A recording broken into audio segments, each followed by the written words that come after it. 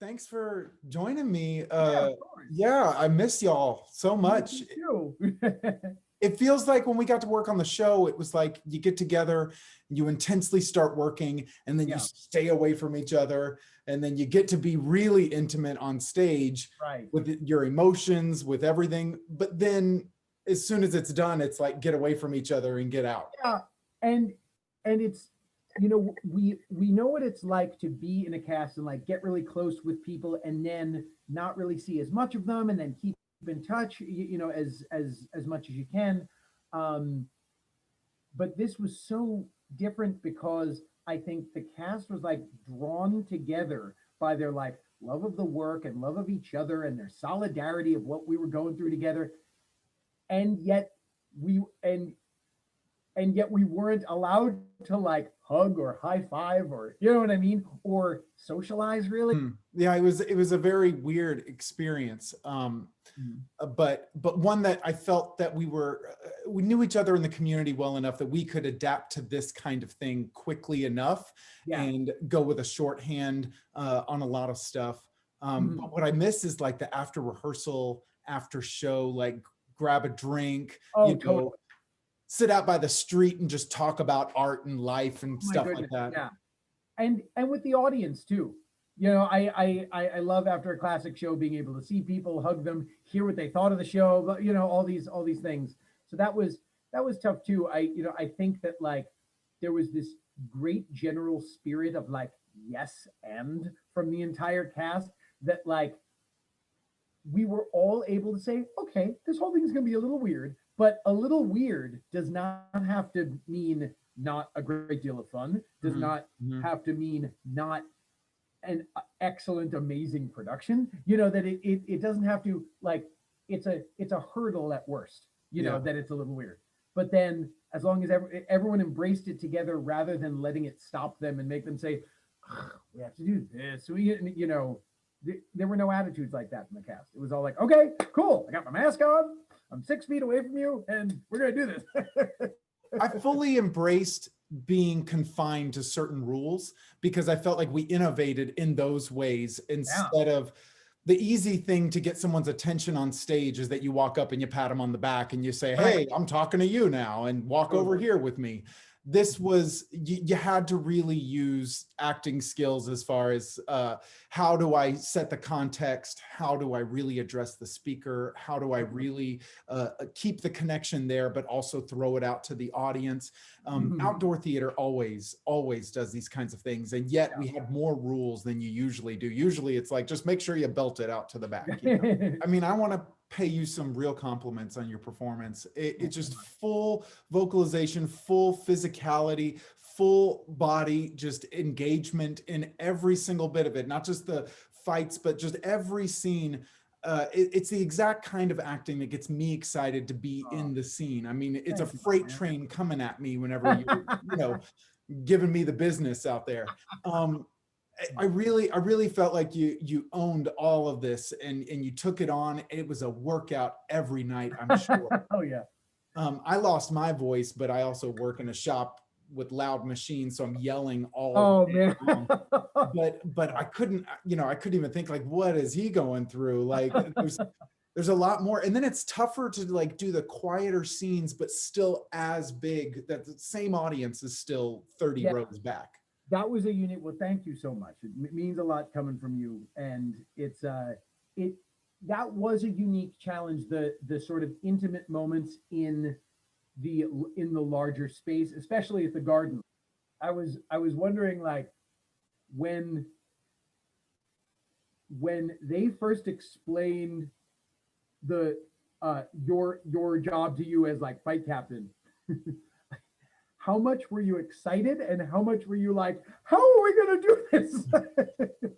No, no, it didn't happen until the first kind of choreography videos were shared from Nick. Mhm. And when I saw them, I did, then they approached me afterwards and Mhm. asked me about it. Mhm. I simply just, I wasn't shouldering the kind of responsibility and size of role that you had.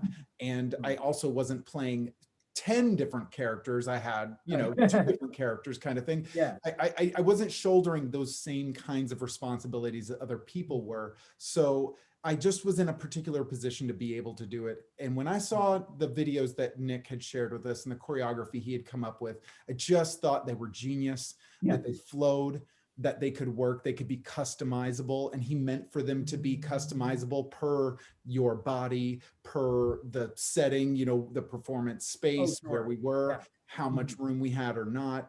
And so I just thought, this is exciting to be able to work with something that you can stretch and pull and edit a little bit, which we didn't have to edit really at all. Yeah. Nick just did such a great job pulling that out of his tool bag and having it ready. He also, like, he didn't just showcase it with a sword, which could get lost in video. He had a big, like, neon green bat or something, or yellow bat, that he did it like a foam kind of baseball bat, like a kid's bat. And it really put it, you know, very simple to me. It was a bonus to Nick being a dad, that he, you know, just happens to have these nice Nerf bats around the house, you know. Yeah. It has a lot of perks. Let me talk to you about Macbeth, the character, and the character that you created. What I really loved about it is that he didn't take himself, you didn't take the character so seriously that it was just all darkness all the time, that it was something that he tells jokes on the borderline of jokes at other people's expense. He ridicules people publicly and doesn't, you know, miss the opportunity to get everyone else in the room to maybe agree with him in what he's saying, you know, ridiculing somebody. You really made it your own, but there was this kind of like, there was almost like a funny side to it that I really liked. It made me almost like him sometimes and be with him. And yet that's despicable. No, I got to snap out of it. It's not what I'm hearing. It's really, what is it? Not what he's saying. What is he doing? Tell me about your process in that. What was going on? It was, it's, you know, Macbeth is by a decent measure the most troubled, flawed, and villainous of the tragic heroes in Shakespeare. But he is still a tragic hero. And that's what's definitely, I think, that's a challenge from the beginning. Is, for one thing, if you forfeit the audience's sympathy, it's no longer a tragedy. So there needs to be a bond created with the audience, which I hope was something that, like, all of the soliloquies, that's one thing that really helps, is that if in the soliloquies I can go to the audience for help, then they feel as if they've been brought in and that we bonded a little bit. I'm going through this new experience where I spoke to these kind of supernatural beings and they seem to have knowledge, and maybe I should listen to them, or maybe I shouldn't.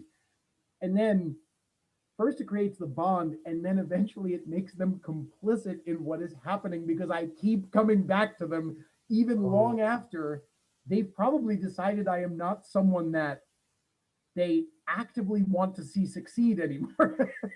They're still like, oh my goodness, I'm still friends with this guy, and he's still coming to me. And, you know, so what I hope is that I think that, you know, a big thing, and Joe helped me a lot with this, is not playing the end at the beginning, that he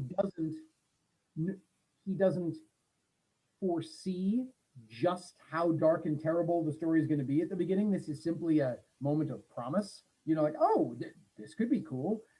And also that the weight of everything that is about to happen has not set in on him yet.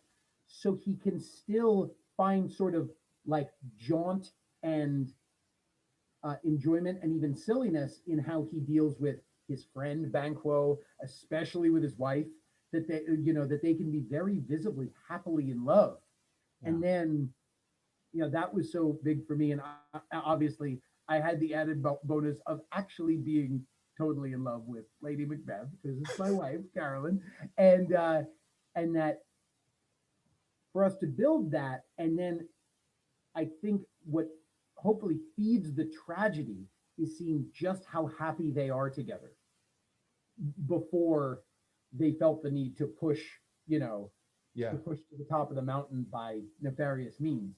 And so yeah, that was big for me, was to humanize him in these relationships with Lady Macbeth, with Banquo, with the audience, and then I think also important in the humanizing process is that he is. I think while he's referred to by a lot of people as villainous, I don't think he can be considered a true villain, because a true villain enjoys to some degree his bad deeds, and Macbeth does not.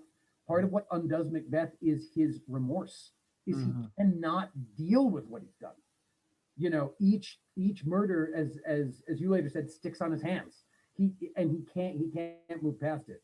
Iago would have killed Duncan and not lost a minute's sleep, but Macbeth cannot live with it anymore. You know, so I think that remorse is what keeps him, you know, human and a little bit sympathetic to the audience.